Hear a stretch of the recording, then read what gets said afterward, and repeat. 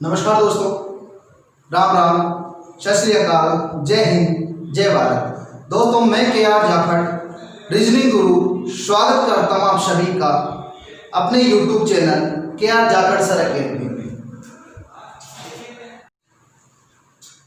नमस्कार दोस्तों, राम राम, सत श्री अकाल, जय हिंद, जय भारत। दोस्तों, मैं KR जाखड़ रीजनिंग गुरु स्वागत करता हूँ आप सभी का अपने YouTube channel KR Jakhar sir academy में।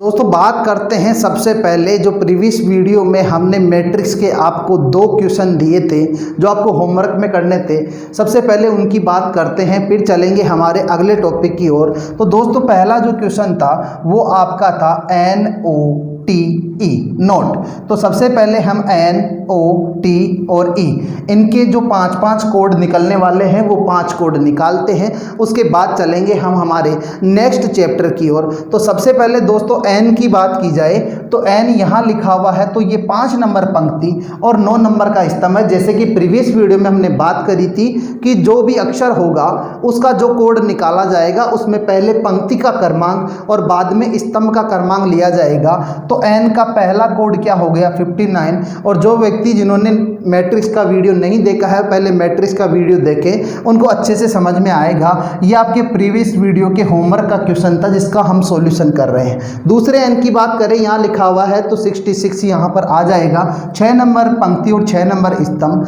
तीसरे की बात करें तो N यहाँ लिखा है जिसमें 7 नंबर पंक्ति में आता है तथा 8 नंबर स्तंभ में आता है। तो यहाँ पे इसका कोड क्या हो जाएगा 78 हो जाएगा। चौथे N की बात करें दोस्तों तो 8 नंबर पंक्ति और 5 नंबर जो स्तंभ है वहाँ आता है। तो चौथा कोड क्या हो जाएगा 85। पांचवें कोड की बात करें तो N यहाँ दिखाई दे रहा है 9 नंबर पंक्ति और 7 नंबर स्तंभ। तो दोस्तों कोड क्या हो जाएगा 97 हो जाएगा। O की बात करें दोस्तों, O यहाँ लिखा हुआ है तो पंक्ति नंबर 0 और स्तंभ नंबर 4। तो पहला कोड हो जाएगा 04। दूसरे कोड की बात करें तो 1 पहली पंक्ति और पहला स्तंभ है तो कोड क्या हो जाएगा 11 हो जाएगा, यानी 11 हो जाएगा। तीसरे O की बात करें तो 2 नंबर पंक्ति और 3 नंबर स्तंभ है तो यहाँ पर कोड क्या हो जाएगा 23 हो जाएगा। दोस्तों बात करें चौथे नंबर पे O कहाँ लिखा है, यहाँ लिखा है जिसमें 3 नंबर पंक्ति और 0 नंबर स्तंभ है। तो यहाँ पर कोड क्या हो जाएगा इसका 30 हो जाएगा। और पांचवें O की बात करें तो यहाँ लिखा है जिसमें पंक्ति नंबर 4 और स्तंभ नंबर क्या दिखाई दे रहा है 2 दिखाई दे रहा है। तो कोड क्या हो जाएगा 42 हो जाएगा। बात करते हैं T की, तो T यहाँ लिखा है तो पहला T यहाँ है जिसके लिए 57। दूसरा T यहाँ है जिसके लिए पंक्ति 6 और स्तंभ 9 हो जाएगा 69। तीसरा T यहाँ है पंक्ति 7 और स्तंभ 6 हो जाएगा 76। और चौथा T यहाँ लिखा है पंक्ति 8 और स्तंभ भी 8। तो कोड क्या हो जाएगा 88। और फिर से मैं आपको एक बात दोहरा देता हूँ कि पहले कोड लिखते समय पहले पंक्ति का क्रमांक और बाद में स्तंभ का क्रमांक लिखा जाता है। पंक्ति जो आपके ये होती है, ये क्या होती है पंक्ति होती है, जिसे हम क्या बोल देते हैं रो बोल देते हैं। और ये आपके क्या होता है कॉलम होता है। क्या होता है कॉलम होता है, जिसे स्तंभ बोल दिया जाता है। बात करते हैं 5वीं जगह T कहाँ लिखा है, यहाँ जिसमें पंक्ति नंबर 9 और स्तंभ नंबर 5। तो कोड क्या हो जाएगा 95 हो जाएगा। E की बात करें दोस्तों तो E कहाँ लिखा गया है, यहाँ तो पंक्ति नंबर 0 और स्तंभ नंबर 3। तो 03 हो जाएगा। बात करें यहाँ तो यहाँ क्या हो जाएगा 10 हो जाएगा। आगे यहाँ लिखा हुआ है तो पंक्ति नंबर 2 और स्तंभ नंबर भी 2। तो कितना हो जाएगा 22 हो जाएगा। यहाँ E लिखा है तो इसके लिए पंक्ति नंबर 3 और स्तंभ नंबर 4 हो जाएगा। तो ये हो जाएगा 34। और 5वां E यहाँ लिखा है जिसमें पंक्ति नंबर 4 और स्तंभ नंबर 1 हो जाएगा। तो ये हो जाएगा 41। बात करते हैं नेक्स्ट क्वेश्चन की। तो दोस्तों आपका जो सेकंड क्वेश्चन था वो आपके सामने था ROSE। तो हम यहाँ पर ROSE इनके कोड निकालने वाले हैं। तो दोस्तों R की बात की जाए तो R यहाँ लिखा हुआ है जिसके लिए कोड क्या होगा 56 हो जाएगा। सेकंड R यहाँ है जिसके लिए क्या हो जाएगा 68 हो जाएगा। और थर्ड की बात करें, थर्ड में R यहाँ लिखा है जिसके लिए क्या हो जाएगा 75 हो जाएगा।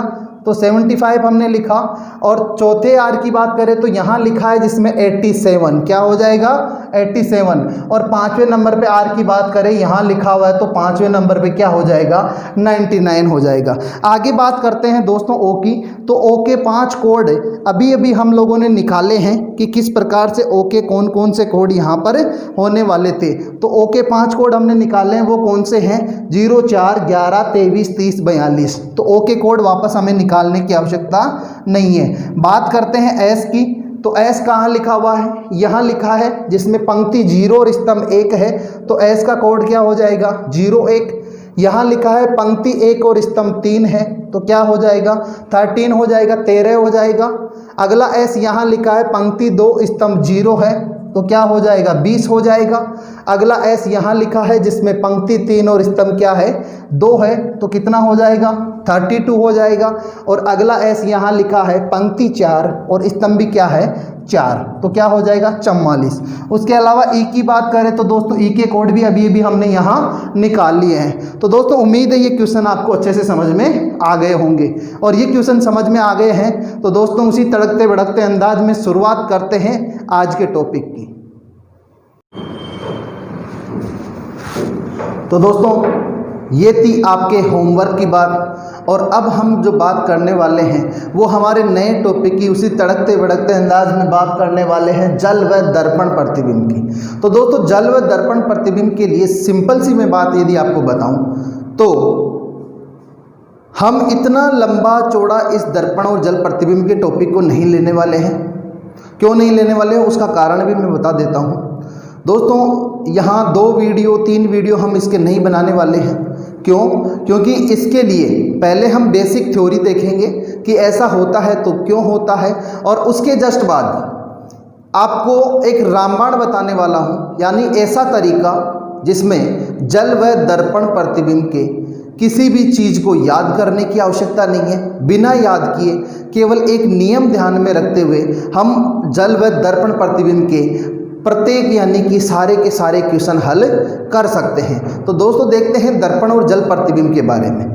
दोस्तों जब कभी भी हम दर्पण के सामने खड़े होते हैं, दर्पण का पहला नियम सुन लो। पहला नियम क्या होता है, जब कभी भी हम दर्पण के सामने खड़े होते हैं तो हमारा जो बिंदु दर्पण के जितना नज़दीक होता है प्रतिबिंब में भी उतना ही नज़दीक दिखाई देता है। जैसे हम सिंपल सी बात करें कि हम किसी दर्पण के सामने खड़े हैं, आप भी ट्राई करिएगा दर्पण के सामने खड़े होके कि सबसे आगे की ओर हमारा नाक होता है। क्या होता है, नाक होता है। तो दर्पण का जो प्रतिबिंब होगा, दर्पण में जो तस्वीर दिखाई देगी उसमें भी हमारा नाक ही सबसे आगे की ओर दिखाई देगा।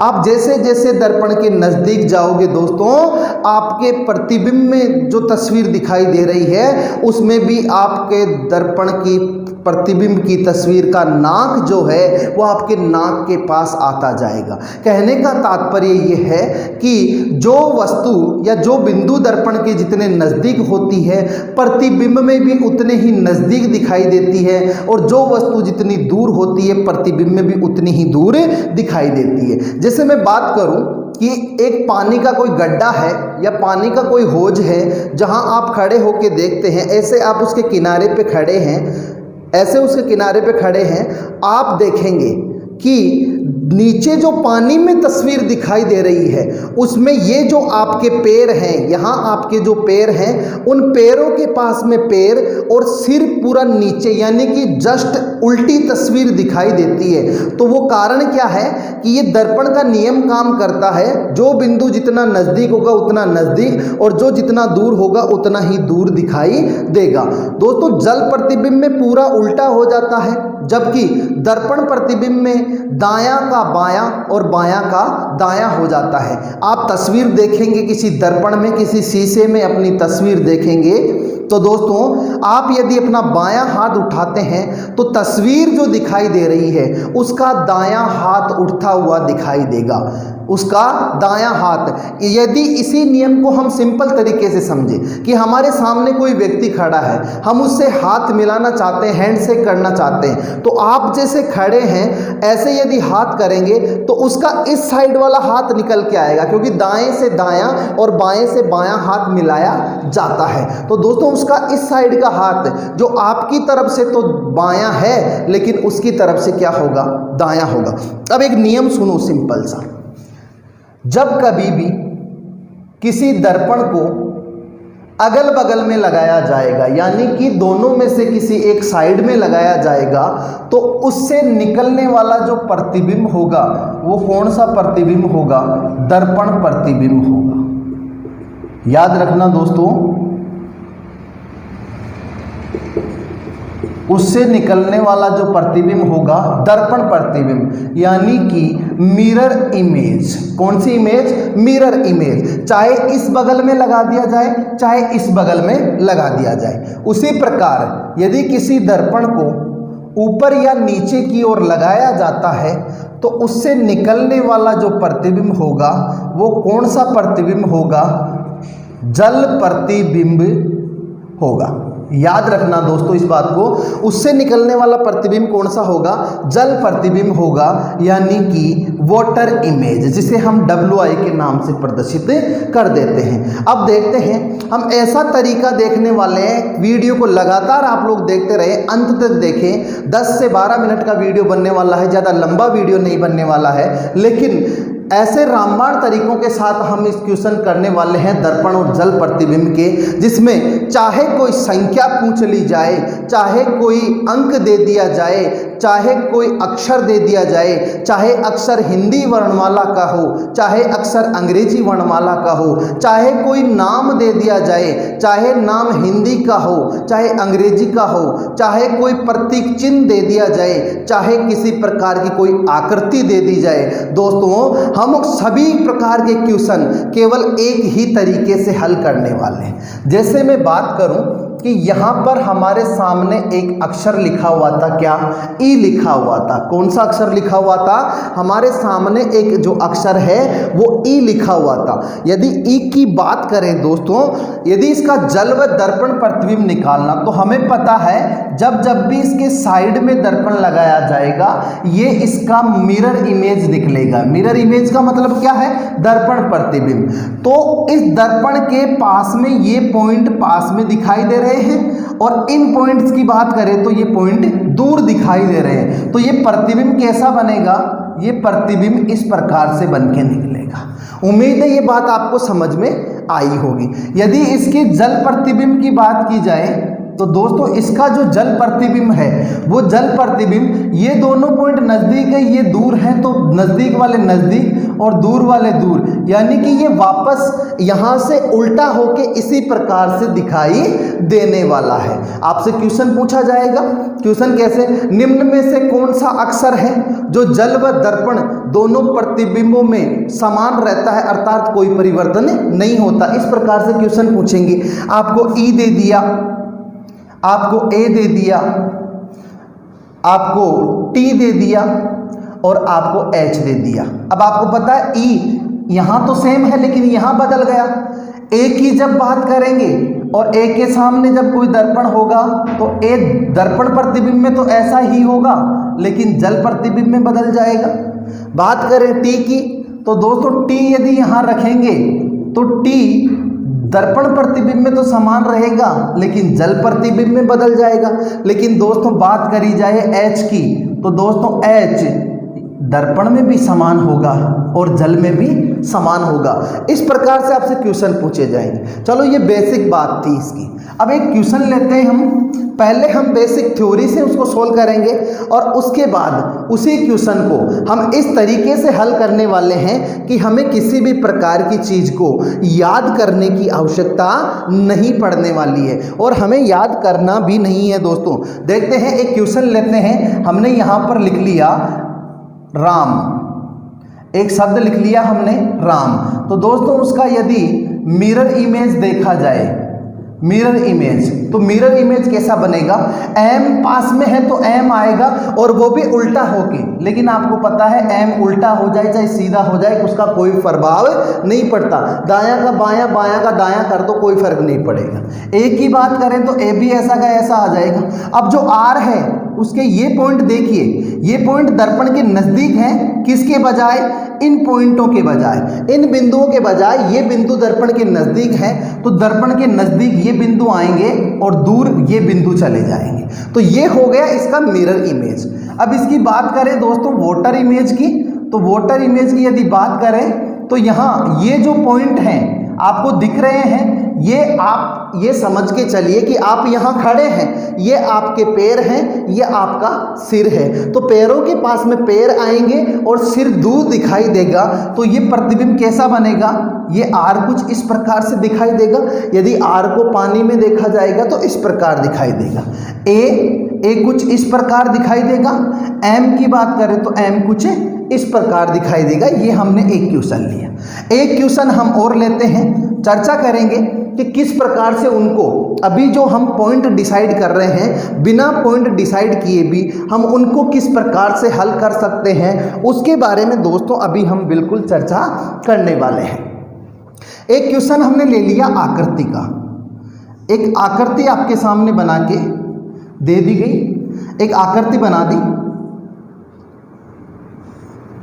इसमें ऊपर वाली लाइन को ज़्यादा नज़दीक रखते हुए एक आकृति इस प्रकार बनाई और यहाँ से इस प्रकार से एक एरो का निशान हमने दे दिया। अब इसकी दोस्तों बात करते हैं, सबसे पहले इसकी मिरर इमेज की बात की जाए तो मिरर इमेज कब निकलेगा, जब दर्पण को अगल बगल में लगाया जाएगा। ये मिरर इमेज आया। मिरर इमेज कैसा होगा, ये बॉक्स है, ये बॉक्स ऐसा का ऐसा आ जाएगा। इसके बाद में ये इसके नज़दीक है तो इसके नज़दीक ही उठकर आएगा, क्योंकि दायां का बायां और बायां का दायां हो रहा है। यहाँ ये ऐसा का ऐसा आएगा। लेकिन दोस्तों देखिए, ये जो तीर का निशान आपको दिखाई दे रहा है, ये दर्पण के दूर जाता हुआ है, तो प्रतिबिंब में भी ये दूर जाता हुआ ही दिखाई देगा। और ये प्रतिबिंब कैसा दिखाई देगा, इस प्रकार से। अब दोस्तों यदि बात करें इसके वोटर इमेज की, किसकी बात की जाए, इसके वोटर इमेज की, यानी कि जल प्रतिबिंब की बात की जाए तो बॉक्स ऐसा का ऐसा बन के निकलेगा, क्योंकि एक वर्ग है तो वर्ग तो कहीं भी उल्टा करो, सीधा करो, दायां करो, बायां करो, कोई फर्क नहीं पड़ता। लेकिन ये जो अंदर छोटा बॉक्स एक आयत बनाया गया था, वो दर्पण से दूर है, दर्पण से दूर है, तो यहाँ भी वो बिल्कुल दूर आके एक आयत बनने वाला है, दूर आके आयत बनेगा। ये लाइन ऐसा का ऐसा जाएगा, ये यहाँ मुड़ रहा है तो यहाँ आके भी ये तीर का निशान इसी प्रकार मुड़ेगा। ये इसका क्या निकल के आ गया दोस्तों, ये इसका वोटर इमेज निकल के आ गया। अब दोस्तों हम बात करने वाले हैं कि ये जो क्वेश्चन है, 2 मिनट का समय आपका और लूँगा। ये जो क्वेश्चन है, इन क्वेश्चंस को बिना याद किए, बिना ये तरीका अपनाए हम किस प्रकार से इन क्वेश्चंस को हल कर सकते हैं। तो दोस्तों देखते हैं किस प्रकार से हल कर सकते हैं। दोस्तों आपको ज़रूरत होगी एक सिंपल पेज की, A4 साइज का पेज ले सकते हैं, सिंपल, जिस पे कोई लाइनिंग नहीं हो, उस पेज की आवश्यकता होगी। और दोस्तों जब ऑफलाइन पेपर हो तो रफ पेज आपके पास में होता है, जब ऑनलाइन पेपर हो तो कितनी चाहे इतनी रफ सीट आपको मिल जाती है। तो दोस्तों बात करते हैं कि रफ पेज से कैसे हम हल करेंगे। ये लिखा हुआ है राम, तो हम यहाँ भी क्या लिख लेते हैं, यहाँ भी राम लिख लेते हैं। तो हमने यहाँ पर लिख लिया RAM, राम लिख लिया। अब इसके बाद करना क्या है, एक नियम आपको पता है, और वो नियम क्या है दोस्तों, नियम ये है कि जब कभी भी अगल बगल में, यानी कि दोनों साइडों में दाएं या बाएं दर्पण लगाया जाएगा, अगल बगल में दर्पण लगाया जाएगा, तो दोस्तों उससे निकलने वाला प्रतिबिंब मिरर इमेज यानी जल प्रतिबिंब होगा। उसमें दिखने वाला या उससे निकलने वाला जो प्रतिबिंब होगा वो मिरर इमेज होगा। और यदि ऊपर या नीचे की ओर दर्पण लगाया जाएगा तो उससे निकलने वाला प्रतिबिंब जल प्रतिबिंब यानी कि वाटर इमेज होने वाला। अब दोस्तों आपको पता है ये रफ पेज हमने इसलिए लिया था, ये जो लिखा है वो पीछे की ओर आपको आराम से दिखाई दे रहा है, पीछे की ओर आराम से ये आपको दिखाई दे रहा है। तो दोस्तों देखते हैं किस प्रकार से प्रश्न हल करना है। ये नियम यदि याद है तो सारे प्रश्न हल आसानी से हो जाएंगे। क्या नियम है कि जब जब भी हमें जल प्रतिबिंब निकालना होगा तो ऊपर या नीचे दर्पण लगेगा, और दर्पण प्रतिबिंब निकालना होगा तो अगल बगल में दर्पण लगेगा। तो दोस्तों आपको कुछ नहीं करना, जो ये लिखा था उसको ऐसा का ऐसा, मिरर इमेज कब निकलेगा, जब बगल में दर्पण लगेगा। तो इसको एक बगल में पलट दीजिए, बगल में पलट दिया। बगल में पलटने के बाद में दोस्तों आपको पता चला कि ये जो इमेज है उस इमेज में और इस इमेज में किसी भी प्रकार का कोई फर्क आपको नजर नहीं आ रहा होगा। ये इमेज और ये इमेज एक समान दिखाई दे रही है। उसी प्रकार यदि बात करें जल प्रतिबिंब की तो हमें पता है ये ऐसा का ऐसा लिखा हुआ है हमारे पास में, और जल प्रतिबिंब निकालने के लिए या तो ऊपर या नीचे की ओर दर्पण लगाया जाता है। तो दोस्तों हम भी इसको या तो ऊपर और या फिर नीचे की ओर इसको हम पलट देंगे, और जैसे ही पलटेंगे तो दोस्तों आपको पता चलेगा कि इस इमेज में और इस इमेज में कोई फर्क नजर नहीं आ रहा है। तो दोस्तों मजा आ गया होगा ये चीज देखकर कि आज के बाद जल और दर्पण प्रतिबिंब के प्रश्न जो होंगे उन्हें हमें इस प्रकार से हल करने की आवश्यकता नहीं है। हो सकता है कि कुछ लोगों को पहले से पता हो, लेकिन अधिकतर लोगों को पहले से पता नहीं है, इसलिए ये उनके लिए बहुत ही अच्छी चीज़ है और बहुत ज़्यादा कारगर साबित होने वाली है। अब दोस्तों दूसरा क्वेश्चन जो हमने और लिया था हम उसकी बात करते हैं। और दोस्तों उससे पहले एक सिंपल सी चीज़ और कि चाहे कोई आकृति आए, चाहे नाम आए, चाहे कोई अक्षर आ जाए, चाहे कोई संख्या आ जाए, कोई प्रभाव नहीं पड़ने वाला। ये जो आकृति है ये आकृति हम यहाँ पर ड्रॉ करते हैं। हमने ये आकृति बनाई, ये एक जो वर्ग बनाया गया था ये हमने वर्ग बनाया। दोस्तों आप जब रफ पेज पे ऐसी आकृति बनाएं तो पेन को थोड़ा सा जोर लगा के यानी गड़ा के चलाएं। गड़ा के चलाएंगे तो पीछे की तरफ उसकी आकृति अपने आप बन जाएगी। यह आकृति हमने बनाई, यहाँ एक आयत बना हुआ है, उसके बाद में यहाँ नीचे की तरफ एक रेखा आई और यहाँ से घूम के एक एरो का निशान यहाँ आया। यह आकृति हमने बना ली। अब दोस्तों बगल में दर्पण है, मिरर इमेज निकलेगा, तो इसको बगल में पलट दिया। बगल में पलट के देखिए दोस्तों इस प्रतिबिंब में और इसमें कोई फर्क नजर नहीं आएगा। अब दोस्तों हम बात करते हैं इसके वाटर इमेज की, तो इसको ऊपर या नीचे की ओर पलट दीजिए। जब पलटेंगे इसको तो दोस्तों इस इमेज में और इस इमेज में किसी प्रकार का कोई प्रभाव नजर नहीं आएगा। आप देख सकते हैं कि दोनों इमेज जो है वो एक ही प्रकार की है। तो दोस्तों ये तो बल्ले बल्ले हो गई आप लोगों की कि दर्पण और जल प्रतिबिंब के जो प्रश्न हैं उन्हें हमें याद करने की आवश्यकता नहीं है कि कौन सा अक्षर दर्पण में समान होगा, जल में समान होगा। इस प्रकार की चीज़ें याद रखने की आवश्यकता हमें नहीं है। तो दोस्तों उम्मीद है ये सारी चीज़ें अच्छे से आपको समझ में आ गई होगी। और दोस्तों ये चीज़ें अच्छे से समझ में आ गई है तो दर्पण और जल प्रतिबिंब का टॉपिक हमारा यहीं पे ख़त्म होता है, और नेक्स्ट टॉपिक में फिर उसी तड़कते भड़कते अंदाज में आपके सामने बात करने वाले हैं। और दोस्तों राजस्थान पुलिस का परीक्षा पैटर्न क्या होगा उस पर भी मैं वीडियो बना के आपके सामने डाल चुका हूं, और उसके अलावा राजस्थान पुलिस की मेरिट क्या रही है और क्या रह सकती है, टीएसपी और नॉन टीएसपी, उसके बारे में भी बहुत जल्द आपके सामने वीडियो आने वाला है। तो दोस्तों उम्मीद है ये सारी बातें आपको अच्छी लगी होगी। वीडियो अच्छा लगा हो तो वीडियो को लाइक करें, साथ ही अपने दोस्तों के साथ में शेयर करें। और जो विद्यार्थी आज पहली बार हमारे चैनल पे विजिट कर रहे हैं वो चैनल को सब्सक्राइब जरूर कर लें और साथ ही घंटे का निशान दबा दें ताकि आने वाले सभी वीडियोज़ के नोटिफिकेशन आप तक पहुंच सके। तो दोस्तों सब्सक्राइब करें और बेल आइकन जरूर दबाएं। तो दोस्तों नमस्कार, राम राम, जय हिंद, जय भारत।